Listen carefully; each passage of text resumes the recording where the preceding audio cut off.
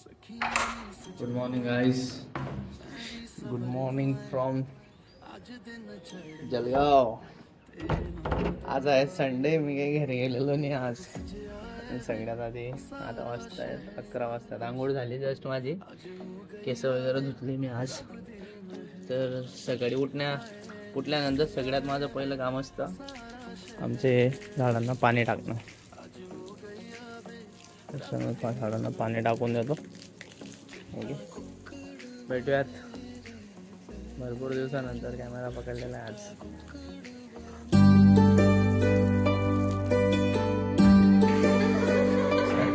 Sunday म्हटल्यावर घरी बसून तर काही चालणार. आमचा रूम टूर पण देईल मी तुम्हाला.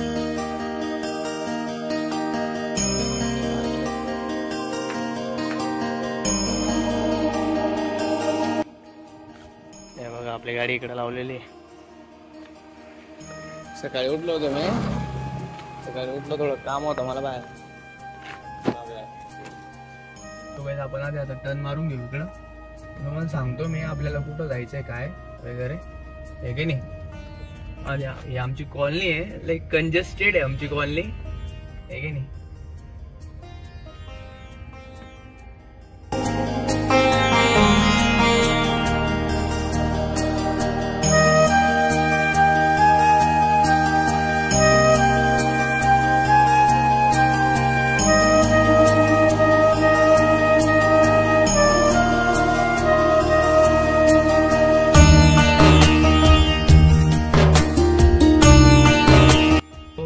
आपण इकडे थांबूयात आधी.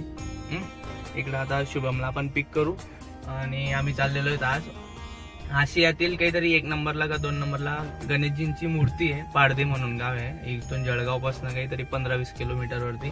तर आज एकदम असं धार्मिक म्हणजे सकाळपासून आमचं चाललेलं होतं की कुठंतरी जायचं. सो आम्ही चाललेलो आहेत आता पारधीसाठी. सो मी तुम्हाला तिकडे जाऊन डिटेल्स देतो की कसं आहे काय. सो स्टेट येऊन हा व्हिडिओ शेवटपर्यंत बघा, तुम्हाला नक्की आवडेल. So thank you.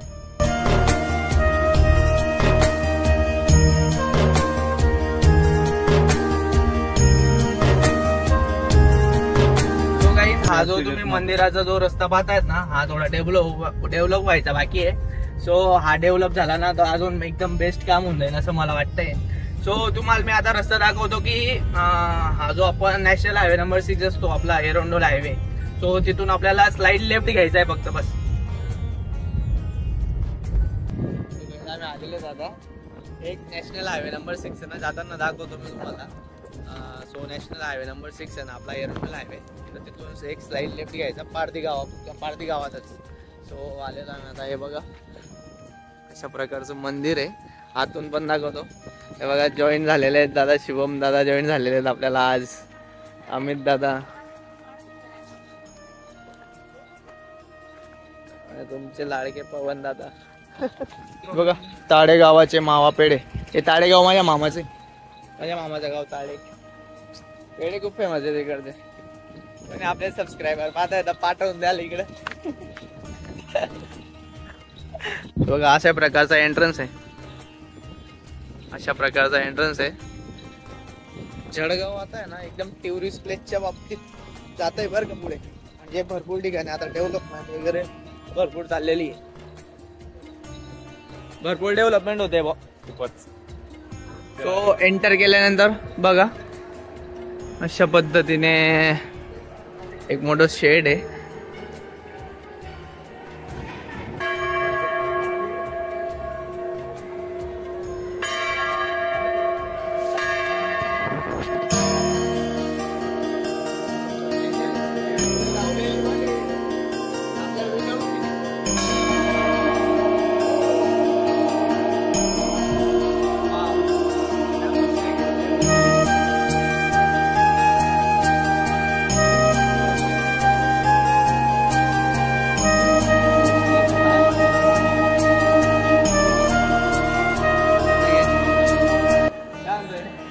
वायफायची पण सुविधा आहे इथं.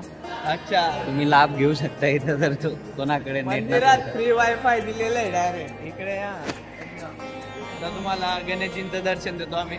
सो स्टेट येऊन बघत राहा. सो गाईज आधी दर्शन घेऊयात, मग तुम्हाला एकदम आरामात सर्विस तर डिटेल देतो मी तुम्हाला. ओके, हो लगेच डिटेल देऊ थोड्या वेळात. आधी दर्शन घेऊ. Stay tune. Stay tune.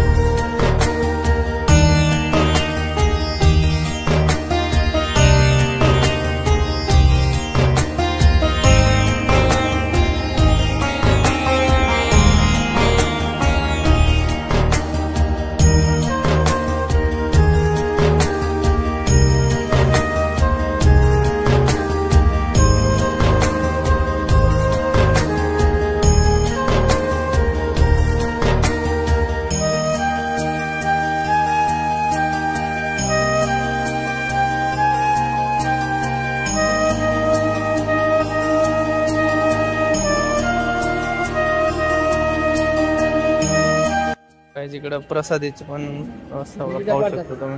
काय म्हणता? बुंदीचा प्रसाद आहे.